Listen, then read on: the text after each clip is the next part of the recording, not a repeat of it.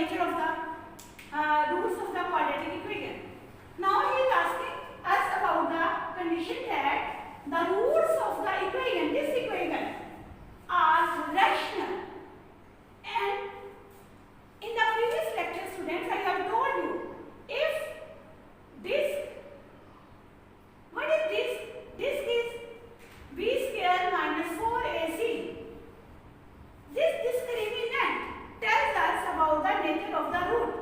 And I have told you, if this is positive and of a set square, then what is the nature of the roots? Roots are rational.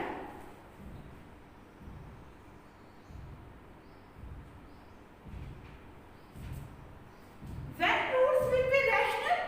When our discriminant will be of a set square.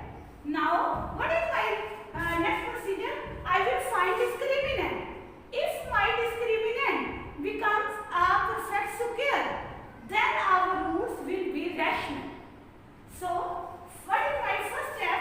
I will compare it with standard form of quadratic equation.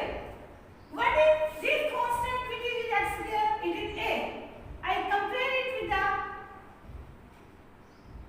quadratic equation. It will be here. What is a? A into b minus c. What is b? B into c minus a.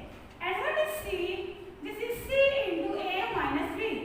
This c is not equal to this, but I have just compared. I have compared this c. It is a constant term. This b is coefficient of x. And what is a? This coefficient of x square.